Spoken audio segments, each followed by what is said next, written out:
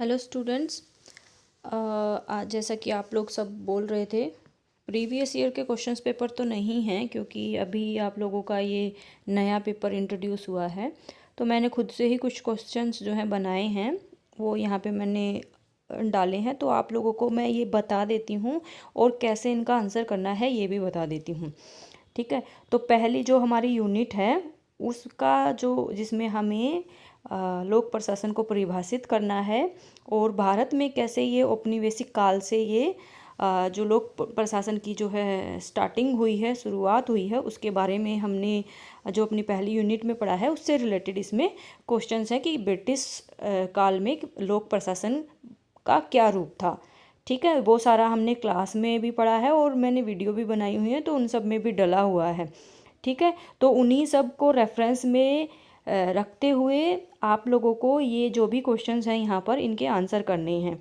ठीक है, तो सबसे पहला क्वेश्चन मैं बताती हूँ आप लोगों को कैसे आंसर करना है। ठीक है, भारत के संदर्भ में लोक प्रशासन को परिभाषित करें।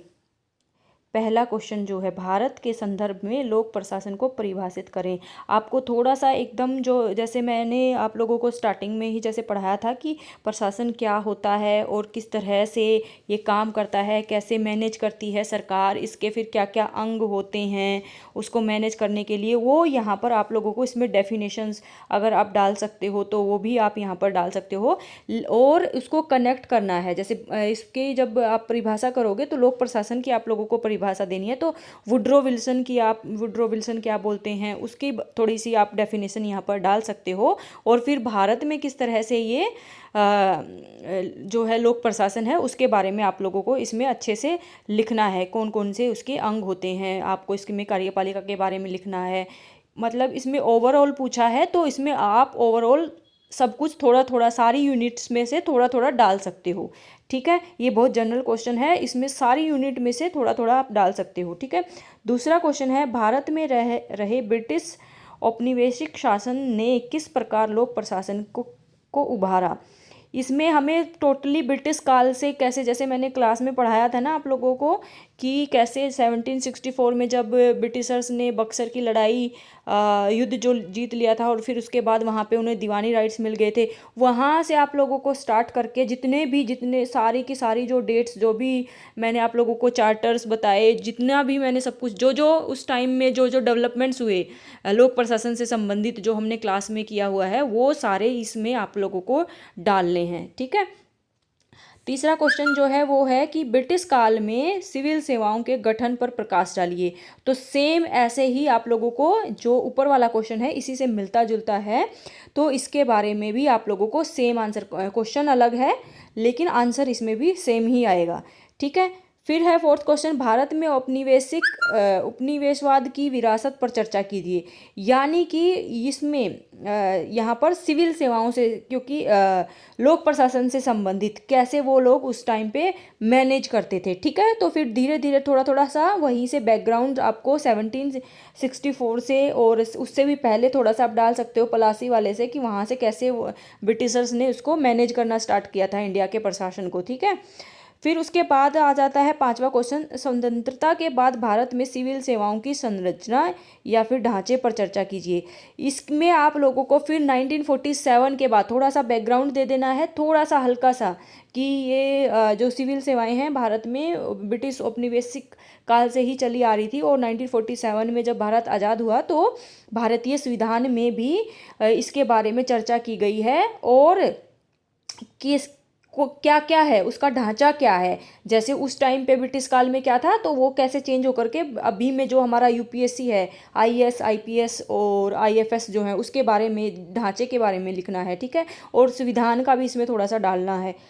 फिर नेक्स्ट क्वेश्चन जो है वो पूरा का पूरा संविधान पर ही आधारित है कि भारत के संविधान में सिविल सेवाओं से संबंधित प्रावधानों पर चर्चा करें। इसमें जितने भी प्रोविजंस हैं जो मैंने आप लोगों को आर्टिकल्स वगैरह करवाए थे क्लास में, वो सारे के सारे इसमें आएंगे। आपको अच्छे से जो है इंट्रोडक्शन लिखना है, उसके बाद सारे क्वेश्चंस में अच्छे से इंट्रोडक्शन लिखना है कि उस पर थोड़ा सा, इंट्रोडक्शन का मतलब होता है आप उसको क्वेश्चन को क्या लिखने वाले हैं आपके इंट्रोडक्शन में ही समझ में आ जाना चाहिए जब टीचर जो भी आपका पेपर चेक करेगा। ठीक है। तो इसमें सारे के सारे संविधान में जितने भी आर्टिकल्स हैं क्वेश्चन नंबर 6 में आप लोगों को डालने हैं। फिर क्वेश्चन नंबर 7 है, भारतीय लोक प्रशासन में प्रधानमंत्री कार्यालय की भूमिका का वर्णन करें। ठीक है। तो ऐसे डिफाइन करते हुए कि कार्यपालिका जो का प्रमुख जो है प्रधानमंत्री होता है और किस तरह से वो अपना कैबिनेट बनाता है और फिर उसका जो है क्या क्या काम होता है। ठीक है। जितने नोट्स वगैरह जो भी मैंने आपको क्लास में करवाए थे उनको सबको इसमें क्वेश्चन में आप लोगों को पर्टिकुलरली प्रधानमंत्री के कार्यालय का पीएमओ की जो इसमें जो रोल है उसमें इसके बारे में बताना है। ठीक है। और क्वेश्चंस मैंने हिंदी में लिखे हुए हैं, अगर किसी को नहीं समझ में आएगा तो आप पूछ सकते हो और ज़्यादा मेरे हिसाब से कुछ प्रॉब्लम नहीं होगी इंग्लिश मीडियम वालों को भी। अब नेक्स्ट क्वेश्चन जो है वो है, भारतीय प्रशासन में कैबिनेट सचिवालय क्या भूमिका अदा करता है। इसमें हमें कैबिनेट सेक्रेटेरिएट के बारे में पता करना है। ठीक है। पहले वाले क्वेश्चन में हमें पीएमओ के बारे में बताना था कि पीएमओ का क्या रोल रहता है। ये वाले क्वेश्चन में हमें सीधा का सीधा कैबिनेट सेक्रेटेरिएट के बारे में बताना है, कैबिनेट सचिवालय के बारे में। ठीक है। फिर 10वां क्वेश्चन है, भारत में प्रशासन में सुधार से संबंधित प्रावधानों के बारे में प्रावधानों पर विचार करें। तो ये क्वेश्चन जो है आप लोगों का मैंने इस वाले में भी डाल दिया है, क्योंकि ये पूरा का पूरा जो चैप्टर है वो इंट्रोडक्टरी चैप्टर है और इसमें सब कुछ आता है। तो आप इसका ये वाला क्वेश्चन आपका ये वाले चैप्टर से भी आ सकता है और दूसरा फिर जो आपका लास्ट चैप्टर है एडमिनिस्ट्रेटिव रिफॉर्म्स वाले में और जो भी डिबेट्स हैं उसमें भी ये क्वेश्चन फॉल करता है, उसमें भी ये आ सकता है। ठीक है।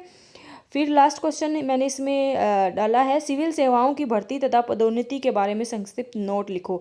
ये आपका पदोन्नति और भर्ती शॉर्ट नोट में भी आ सकता है। ठीक है। सिविल सेवाओं की भर्ती किस प्रकार होती है, सिविल सेवाओं में पदोन्नति किस प्रकार होती है, इस तरह का नोट आपका जो है वो शॉर्ट नोट में भी आ सकता है। ठीक है। जो हमने डिस्कस किया था क्लास में वो इसमें आप क्वेश्चन में आप आंसर करेंगे। ठीक है। फिर हमारी सेकंड यूनिट आ जाती है, भारत में विकेंद्रीकरण पर अपने विचार प्रकट किए हुए। जो हमारी सेकंड यूनिट है वो क्या है, decentralisation India, local and urban self governance. ठीक है। तो उसमें हमें ये वाला जो फर्स्ट क्वेश्चन है, भारत में विकेंद्रीकरण पर अपने विचार प्रकट करें, इसमें आपको बताना है कि किस तरह से भारत में शक्तियों का बंटवारा किया गया है और शक्तियों के बंटवारे के साथ साथ हमारे यहाँ पे जितनी भी तरह का जो डिसेंट्रलाइजेशन है, विकेंद्रीकरण है, जो हमारा प्रशासनिक विकेंद्रीकरण, वित्तीय और राजनीतिक विकेंद्रीकरण, इन तीनों के बारे में आप लोगों को विकेंद्रीकरण का आप लोगों को पहले डिफाइन करना है, डेफिनेशन देनी है और उसके बाद फिर सारा का सारा जो हमने डिस्कस किया हुआ है इसके अंदर डालना है। ठीक है। फिर दूसरा क्वेश्चन है, भारतीय संविधान में हुए 73वें व 74वें संविधान संशोधन पर प्रकाश है। इसमें 73वें और 74वें संविधान संशोधन के बारे में जो मैंने पर्टिकुलर आप लोगों को आर्टिकल्स वगैरह लिखवाए थे वो सब के सब इसमें आएंगे और कैसे हुआ, कब हुआ था, ये सारा आप पहले इंट्रोडक्टरी पार्ट में दोगे। उसके बाद उसके जो भी प्रोविजंस हैं, जो भी आर्टिकल्स हैं, जो कुछ भी इसमें 73 और 74th अमेंडमेंट एक्ट में जो भी बोला गया है वो आपको यहाँ पर डालने हैं। ठीक है। अब नेक्स्ट क्वेश्चन हमारा आ जाता है, भारत में विकेंद्रीकरण के अध्ययन के लिए दृष्टिकोण क्या है। यानी कि हमें जो इसमें कौन से, जब मैंने एक क्लास में डिस्कस किया था ना कि किस तरह से हमारे जो है डायरेक्टिव प्रिंसिपल्स में भी इसके बारे में बात करते हैं और किस तरह से हमने गांधीयन जो अप्रोच को फॉलो किया है। जैसे मैंने डिस्कस किया था ना कि कैसे गांधी जी बोलते हैं कि भारत जो है गाँव का देश है और फिर उसमें लेकर के हमारे जो भी हमारा क्या बोलते हैं डायरेक्टिव प्रिंसिपल्स हैं, राज्य के नीति निर्देशक सिद्धांत हैं, उसमें जो बातें बोली गई हैं उसको आपको और विकेंद्रीकरण फिर क्या है उनके साथ मिक्स करके आप लोगों को ये आंसर करना है। ठीक है। फिर फोर्थ क्वेश्चन आता है, भारत में किस प्रकार गांव तथा शहरों को स्वावलंबी बनाया गया है। ये मुझे हिंदी में शायद से गलत लिखा हो बट जो मैंने अभी बोल भी दिया है। तो इसके बारे में कि कैसे उनको सेल्फ गवर्निंग सिस्टम जो है भारत में लेकर के आया गया है गांव और शहरों को जोड़ने के लिए, वो इस क्वेश्चन में आप लोगों को इसका आंसर लिखना है और इसमें आपको फिर किस तरह से विकेंद्रीकरण क्या है उसके बारे में थोड़ा सा लिखना है। फिर 73rd और 74th अमेंडमेंट एक्ट जो है उसके बारे में लिखना है। फिर गांव और शहरों को क्या क्या शक्तियां दी गई हैं, पावर्स क्या क्या हैं, उनके क्या क्या काम है, वो सारे इस वाले क्वेश्चन में डालने हैं। ठीक है। सेम क्वेश्चन अगले वाला में भी ऐसे ही लिखना है। 73rd और 74th संविधान संशोधन भारत में लोकतंत्र को और भी दृढ़ बनाता है, टिप्पणी करें। इसमें भी आपको जो भी 73rd और 74th में जो भी प्रोविजंस हैं, जो शक्तियां उनको दी गई हैं, जो कार्य उनको दिए गए हैं, वो सारे किस तरह से वो डिसीजन मेकिंग में गांव और शहर जो हैं शामिल हुए हैं, ये सारी चीज़ें आपको ये वाले क्वेश्चंस में डिस्कस करनी है। ठीक है। 6th क्वेश्चन है, भारत में ग्रामीण तथा शहरी लोक प्रशासन की व्याख्या कीजिए। सेम 73rd और 74th अमेंडमेंट एक्ट यहाँ पर आप लोगों को डिस्कस करना है, इसके बारे में लिखना है। ठीक है। अब हम आ जाते हैं अपनी यूनिट 3 पर। यूनिट 3 जो है हमारी बजट से संबंधित है और बहुत ही इम्पोर्टेंट यूनिट है। क्वेश्चन जो है इसमें ज़रूर आएगा। तो सबसे पहले तो यही बताना है, हमें बताना है बजट क्या है, बजट से आप क्या समझते हैं। ठीक है। तो ये सारा का सारा इसमें आप लोगों को बजट जो हमने किया था और किस तरह से भारत में बजट को कैसे डिफाइन किया गया है, संविधान में कैसे क्या बोला गया है, बजट के कितने प्रकार होते हैं, वो सब सुनना है। Budget, zero budget, performance budget, ये सारे इस वाले क्वेश्चन में आप लोगों को डिस्कस करने हैं। बजट क्या होता है, बजट के कितने प्रकार हैं, भारत में बजट का सर्कल क्या है, भारत में बजट किस तरह से बनाया जाता है। पूरा ज़्यादा बड़ा ज़्यादा वो नहीं लिखना है, सिर्फ मेंशन करना है उसके बारे में, आप लोगों को डिस्कस ज़्यादा विस्तार से नहीं लिखना है। ठीक है। दूसरा क्वेश्चन है, भारत में बजट के उद्देश्य बताएं। जो हमने ऑलरेडी डिस्कस किए थे कि क्या पर्पज़ है बजट का, उसके बारे में आप लोगों को इसमें इस क्वेश्चन में आंसर करना है। ठीक है। फिर भारत में बनने वाले बजट की प्रमुख विशेषताएं क्या हैं, इनके बारे में भी हमने बताया, जो है वीडियो भी बनाई हुई है। उन सब में ये तीनों के तीनों क्वेश्चन का जो है आंसर आप लोगों को वीडियो देखने से मिल जाएगा। आपको वीडियो देखनी है, आपका स्टडी मटेरियल, आपकी किताबें पढ़नी है, फिर उसके हिसाब से आपको क्वेश्चन के हिसाब से अपना आंसर फ्रेम करना है। ठीक है। 4th क्वेश्चन है, भारत में बजट बनाने की प्रक्रिया क्या है। ये बहुत सिंपल क्वेश्चन है। आराम से जो प्रक्रिया जो हम फॉलो करते हैं, जो हमने पढ़ाया था कि किस तरह से सितंबर अक्टूबर से फाइनेंस मिनिस्ट्री जो है सर्कुलर भेज देता है सभी मिनिस्ट्रीज़ के पास, वो वाली प्रोसेस इसमें डालनी है। इसमें सीधा सीधा पूछा गया है।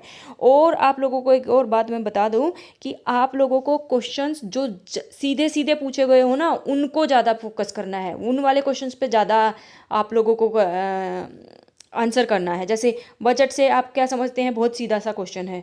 ठीक है। और उद्देश्य क्या है, बहुत सीधा सा, इतना ज़्यादा कुछ घुमाव फिराव वाला नहीं है। भारत में बजट बनाने की प्रक्रिया, बहुत सीधा क्वेश्चन है, आराम से पूछा, आराम से आप इस क्वेश्चन को की जो है का आंसर कर सकते हो। लेकिन ऐसे जैसे भारत में ग्रामीण तथा शहरी लोक प्रशासन की व्याख्या कीजिए, ये भी बहुत सीधा क्वेश्चन है। अब ये देखिए, 73वें तथा 74वें संविधान संशोधन भारत में लोकतंत्र को और भी दृढ़ बनाता है।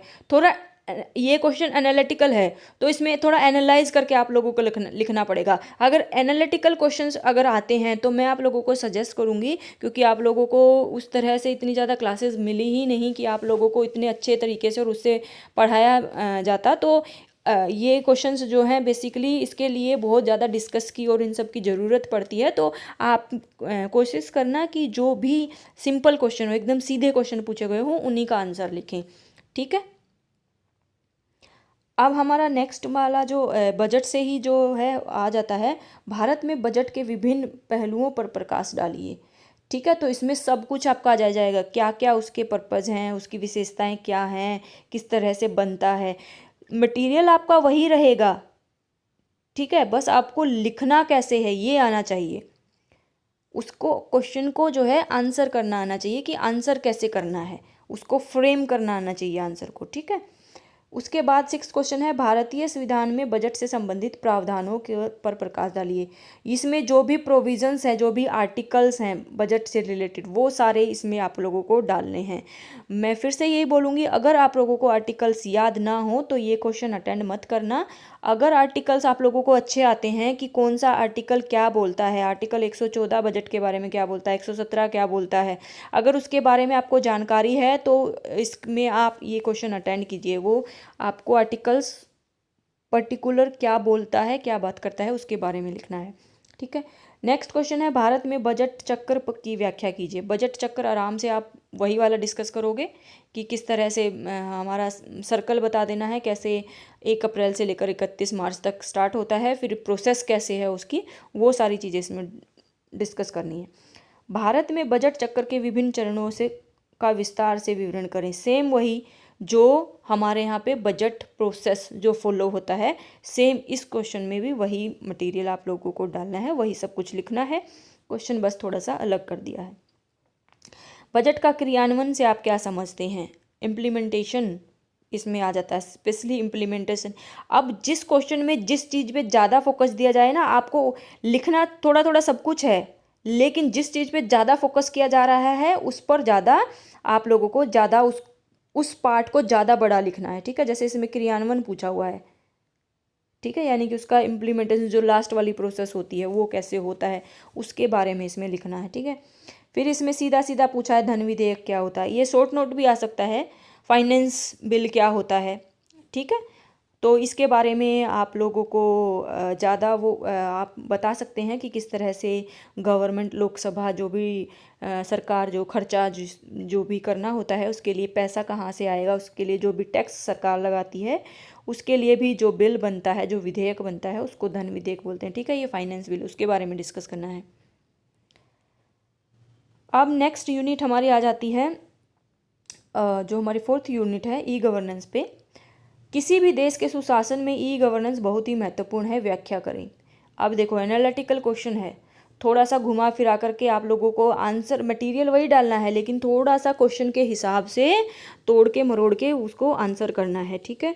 दूसरा क्वेश्चन है ई गवर्नेंस के विभिन्न मॉडलों की व्याख्या करें। तो ये भी बहुत सिंपल सा ही क्वेश्चन है, जितने भी मॉडल्स हम लोगों ने पढ़े थे उन सब के बारे में आप यहाँ पर लिख सकते हो, ठीक है। कि सरकार इसमें आप इंडिया को फोकस करते हुए लिख सकते हो, जितनी भी ई गवर्नेंस से रिलेटेड जो भी स्कीम्स हैं, एजुकेशन का आप खुद का डाल सकते हो कि अभी आप लोगों कैसे ई गवर्नेंस के थ्रू जो है सरकार स्टूडेंट्स को क्या क्या सुविधाएं दे रही है, ठीक है। फिर हेल्थ की डाल सकते हो। नेक्स्ट क्वेश्चन है ई गवर्नेंस को परिभाषित करते हुए भारत के संदर्भ में इसकी विवेचना कीजिए। सेम वही वाली बात है, उसको भी क्वेश्चन अलग है, बाकी डालना सब कुछ वही है कि भारत में कौन कौन सी स्कीम्स सरकार जो है, स्कीम नहीं बोलेंगे उसको इनिशिएटिव बोलेंगे, ठीक है। कौन कौन से इनिशिएटिव सरकार ई गवर्नेंस से रिलेटेड ले रही है, ठीक है। नेक्स्ट क्वेश्चन है भारत सरकार द्वारा चलाई गई ई गवर्नेंस नीतियों की व्याख्या कीजिए। कौन कौन सी पॉलिसी सरकार जो है ई गवर्नेंस से रिलेटेड, कौन कौन से मॉडल्स, कौन कौन से इनिशिएटिव्स गवर्नमेंट लेकर के आई हुई है, जैसे डिजिटल इंडिया का आप यहाँ पर डाल सकते हो, ठीक है। फिर भारत में किस प्रकार ई गवर्नेंस लोक प्रशासन को और अधिक मजबूती प्रदान कर रहा है। ये भी एनालिटिकल क्वेश्चन है, तो इसको आप लोगों को आंसर करना मुश्किल नहीं है। देखो आप लोगों के बस उसको कैसे आंसर करना है वो थोड़ा सा मैटर करता है, बाकी चीज़ें तो सारी की सारी वही डालनी है। ई गवर्नेंस क्या होती है वो आपको बताना है, भारत में कौन कौन से मॉडल्स हैं, कौन कौन सी इसके रिलेटेड इनिशिएटिव्स हैं, कौन कौन से जो मॉडल्स हैं वो हैं, और वो फिर किस तरह से लोग इसमें लोक प्रशासन में इसको हेल्प मिल रही है ई गवर्नेंस से, वो सब आपके इसमें डालना है, ठीक है। नेक्स्ट क्वेश्चन है भारत में ई गवर्नेंस की विभिन्न नीतियों पर प्रकाश डालिए। सेम वही है, थोड़ा सा अलग क्वेश्चन हो गया है, डालना सब कुछ वही है, अलग अलग पॉलिसीज क्या हैं, अलग अलग इनिशिएटिव्स क्या हैं। अब नेक्स्ट यूनिट हमारी जो 5th यूनिट है, भारत एक, ये पूरा का पूरा जो मैंने क्वेश्चंस बनाए हैं और मेरे हिसाब से इसमें एनालिटिकल क्वेश्चंस ही ज़्यादा बनेंगे, सीधे सीधे क्वेश्चन मुश्किल ही बनेंगे। तो भारत एक लोक कल्याणकारी राज्य है, लोक प्रशासन के रूप में इसे परिभाषित करें, ठीक है। लोक कल्याणकारी राज्य है, इसके बारे में आप लोगों को, और पर्टिकुलरली लोक प्रशासन किस तरह से लोगों के लिए, समाज कल्याण के लिए काम कर रहा है उसका आप में फोकस करना है। पहले तो आप लोगों को ये पहली लाइन का आंसर करना है, भारत एक लोक कल्याणकारी राज्य है या नहीं है आप लोगों को बताना है। तो है तो फिर उनकी क्या क्या स्कीम्स हैं, स्कीम्स वो बतानी है जो लोक प्रशासन से रिलेटेड हैं, ठीक। ठीक है। तो इसमें आप सभी तरह की जो भी हमारा पॉलिसीज़ हैं वो सब डाल सकते हो। फूड सिक्योरिटी इसमें डाल सकते हो, हेल्थ मिशन आप इसमें डाल सकते हो, शिक्षा आप डाल सकते हो, एजुकेशन वाला जो इसमें है वो सारी चीज़ें इसमें आप डाल सकते हो, ठीक है। भारत में सामाजिक कल्याणकारी नीतियों के को उदाहरण सहित व्याख्या करें। सेम अगेन क्वेश्चन थोड़ा सा ज़्यादा एनालिटिकल नहीं है, बट इसमें पूछा गया है कि कौन कौन सी नीतियां हैं। तो सारी शिक्षा का अधिकार आपको, फूड सिक्योरिटी, खाद्य सुरक्षा जो मिशन है वो आप इसमें डाल सकते हो, और स्वास्थ्य मिशन जो है नेशनल राष्ट्रीय स्वास्थ्य मिशन वो इसमें डाल सकते हो। भारत में शिक्षा के क्षेत्र में चल रही विभिन्न नीतियों की विवेचना कीजिए। अगेन सीधा सीधा साफ साफ पूछा हुआ है, सिर्फ एजुकेशन पे वाले पे ज़्यादा फोकस करना है, ठीक है। भारत में खाद्य सुरक्षा के अधिकार की व्याख्या कीजिए। फूड सिक्योरिटी वाले पे आप लोगों को इसमें सीधा सीधा पूछा गया है। भारत में सामाजिक कल्याण के विभिन्न उपागमों की व्याख्या कीजिए। सेम अगेन वही उसी तरह से लिखना है, वही सारा मटेरियल डाल करके वही सब कुछ इसमें लिखना है, ठीक है। नेक्स्ट क्वेश्चन है, समाज कल्याण से आप क्या समझते हैं? भारत में समाज कल्याण प्रशासन की व्याख्या कीजिए। पहले समाज कल्याण क्या होता है उसको डिफाइन करना है, फिर उसके बाद भारत में कैसा है समाज कल्याण के लिए प्रशासन क्या कर रहा है वो डालना है। अब नेक्स्ट क्वेश्चन आ जाता है, भारत में चल रही समाज कल्याण नीतियों की सफलताओं और विफलताओं पर प्रकाश डालिए।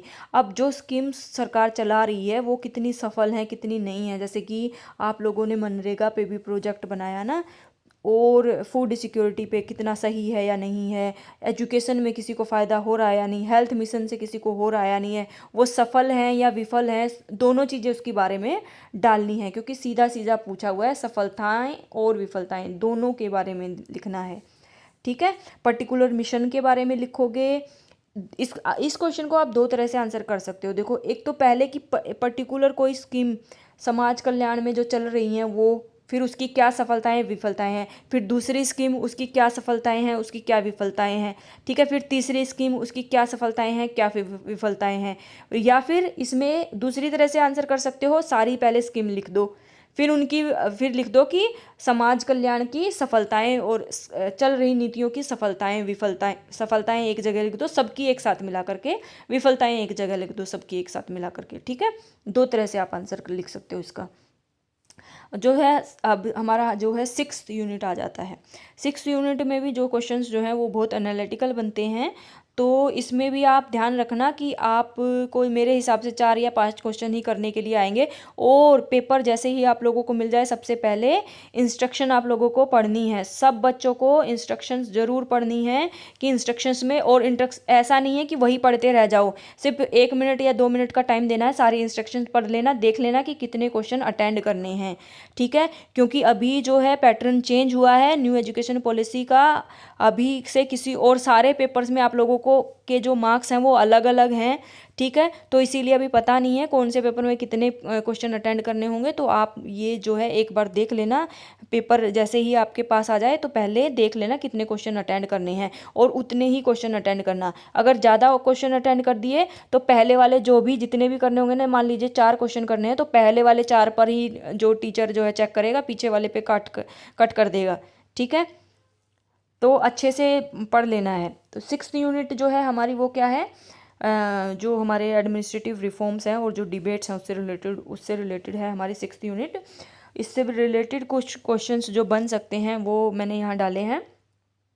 पहला क्वेश्चन जो है, भारतीय प्रशासन विभिन्न कुरीतियों से ग्रस्त है, उपरोक्त वाक्य की जांच करें, ठीक है। तो इसमें जो भी आप लोगों को बुराइयां दिखती हैं, खुद से भी करप्शन तो है ही है, उसके अलावा जो भी आप फेस करते हो या आप लोगों ने नोटिस किया है वो आप इस क्वेश्चन में डाल सकते हो। बहुत एनालिटिकल क्वेश्चन है, आप अपना खुद का एक्सपीरियंस भी इसमें डाल सकते हो, लेकिन भारतीय प्रशासन से संबंधित है, ठीक है। दूसरा है, भारतीय प्रशासन भी बुराइयों का ढेर है, इस पर आपका क्या विचार है। अगेन एनालिटिकल क्वेश्चन है, आपको उसको अपने हिसाब से आप इसका आंसर कर सकते हो, ठीक है। बट आपके एविडेंसेस जो है स्ट्रोंग होने चाहिए। जो आप लिख रहे हो वो उसको प्रमाणित करने का आपके पास जो है सबूत होना चाहिए, आपको उसके एग्जाम्पल्स भी देने हैं, ठीक है। नेक्स्ट क्वेश्चन है, भारतीय प्रशासन किन समस्याओं से जूझ रहा है। अगेन कौन कौन सी problems Indian public administration face कर रहा है उसके बारे में लिखना है। प्रशासन को और बेहतर बनाने के लिए किए गए भारत में विभिन्न प्रयासों पर प्रकाश डालिए। कौन कौन से सुधार किए गए हैं। First administrative reform commission, second administrative reform commission जो आए उन्होंने क्या क्या सुझाव दिए, ठीक है, उन सब के बारे में इसमें लिखना है। भारत में गठित किए गए विभिन्न प्रशासनिक आयोगों के सुझावों की व्याख्या कीजिए। सीधा सीधा क्वेश्चन, प्रशासनिक आयोग जो बने, सुधार आयोग जो बने हैं उनके बारे में लिखना है, उन्होंने क्या क्या सुधार दिए, कब बने, ठीक है, गठन कैसे किया गया उसके बारे में ये वाले क्वेश्चन में आप लोगों को आंसर करना है। नेक्स्ट क्वेश्चन है, भ्रष्टाचार भारतीय प्रशासन की सबसे बड़ी समस्या है, इसको दूर करने के लिए अपने सुझाव दें। भ्रष्टाचार के बारे में लिखना है, किस तरह से होता है पहले वो सब बताना है, फिर उसको कैसे सही कैसे किया जा सकता है, ठीक है। कौन कौन भ्रष्टाचार सबको पता है, भारतीय प्रशासन की सबसे बड़ी समस्या यही है, और इससे संबंधित आप लोग कैसे इसको सही किया जा सकता है, दूर किया जा सकता है, उससे संबंधित इसमें आपको अपने विचार देने हैं, ठीक है। आई होप आप लोगों को जो मैंने क्वेश्चंस बनाए हैं इससे थोड़ा सा आपको आइडिया मिल जाएगा। मैं ये नहीं बोल सकती हूँ कि यही वाले क्वेश्चन आएंगे, लेकिन इससे मिलते जुलते क्वेश्चन आ सकते हैं। और ये क्योंकि मैंने इसमें आपको आंसर करना बताया है कि किस तरह से आप लोगों को आंसर करने हैं, क्वेश्चन कैसे भी आए मटीरियल सेम रहेगा, आपके सिलेबस से बाहर कुछ भी नहीं आएगा, उसी से मटेरियल को कैसे आपको आंसर में डालना है वो सब मैंने बताया। आई होप आप लोगों को अभी कोई डिफ़िकल्टी नहीं आएगी। अगर कुछ प्रॉब्लम आती है तो आप पूछ सकते हो, ठीक है।